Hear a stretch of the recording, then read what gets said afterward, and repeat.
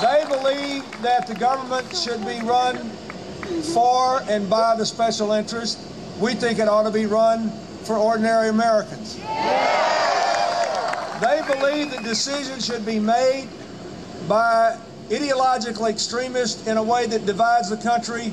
We believe decisions should be made by good thinking progressives and conservatives that sit down and look at the evidence, hear each other's arguments, join hand and do what's best for all Americans. That's the difference in this election.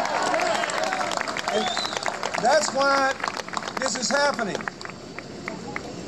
The president says we're the cut and run crowd. That's not true. We're the stop and think crowd.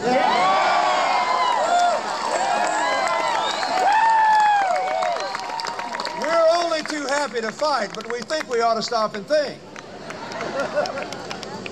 And you see it in every issue. If you look at Iraq, you heard what Jerry thinks.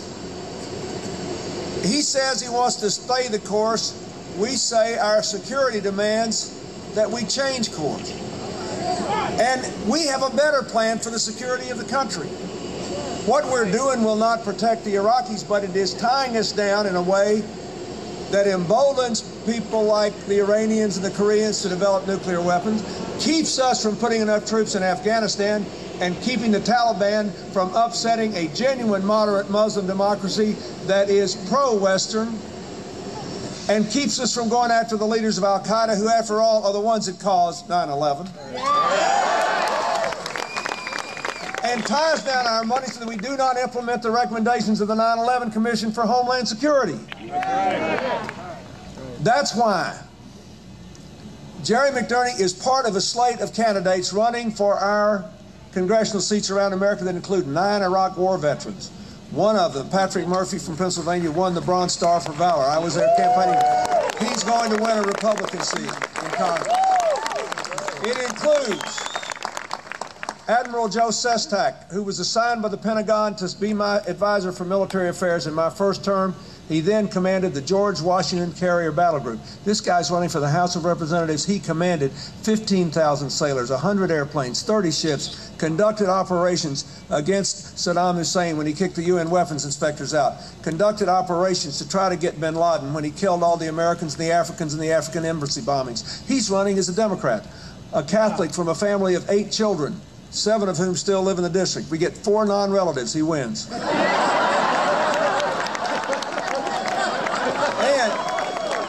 Admiral Sestak opposed Kurt Weldon, a 20-year veteran, a committee chairman in a district that has not had a Democrat in almost a century.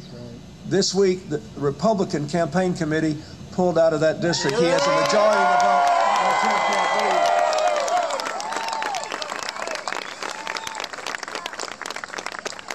And he said something I think is important when you consider the special interest politics of Jerry's opponent.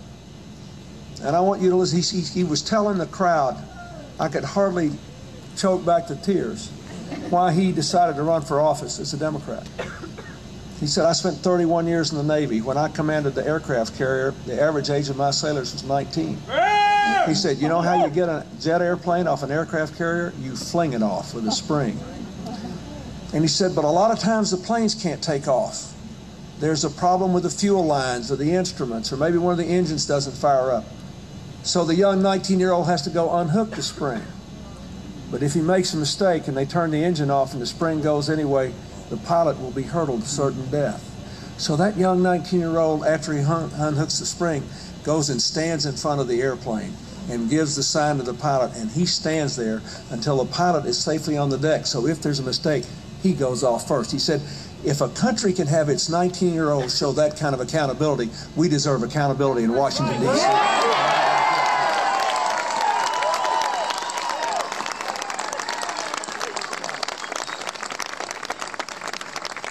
We have an administration that has added $3 trillion to the national debt.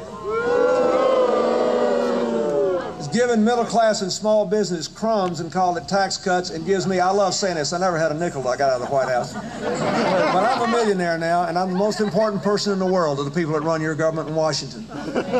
They say, oh, we couldn't afford a bonus for the veterans. We had to cut veterans' health care. We couldn't even give them adequate equipment to keep them safe in Iraq. We had to cut college aid when college costs were going through the roof. We cut after-school programs for poor kids. We couldn't afford it. We had a deficit, but every year I got a big tax cut. Yeah. And let me tell you what this means to me. I have 2 college roommates, one in the Army, one in the Marine Corps during Vietnam. The one in the Marine Corps has 2 kids who joined the Marines. One, when I took him to Camp Lejeune at Christmas time, he came home, cut his ponytail, took his earring out, and became a Marine. They both went to Iraq. Thank God they survived. I resent the fact that I was not permitted to support those young men. I have another roommate who was an Army brat. He was in the Army in Vietnam. His son quit college, became an Army Ranger, has done four combat tours. 3 in Afghanistan, 1 in Iraq, and the last time he missed by a split second being blown up by one of those roadside bombs. And he said, you know, we got to win in Afghanistan. Everybody in the world knows it. They're all for us, and we haven't put the resources, the equipment, and the support in to protect a genuine moderate Muslim democracy. And I resent the fact that they wouldn't let me support that boy. My daughter's best male friend growing up, a boy who's just like her brother, won the Bronze Star for Valor at Fallujah. He likes to joke that he's the only Jewish Democratic captain in the entire Marine Corps. But Joe Sestak said something that really registered on me. He said, you know, the military are all Democrats, they just don't know it. They all believe in universal health care. They believe in high standards of education for everybody. They believe in lifetime training. They believe in constant change and adaptation to the circumstances, looking at the facts and making change. They've just been filled with all this propaganda. Now, we are being given a chance in this election. And the reason I believe he'll win is that we have become, by default, both the progressive and the conservative political party in America. If you're a conservative on the budget, you got to be a Democrat. They spend money like no tomorrow. If you're a conservative on the rule of law and conserving our natural resources, you've got to be a Democrat. In the last 2 months, six judges have excoriated this administration from the bench for deliberately violating the laws. Not just things that I enacted, but laws signed by Richard Nixon. Yeah. If you are conservative on law enforcement, you got to be a Democrat. They took police off the street at the time when violence was rising in some of our cities. The mayor's now imploring Washington to help.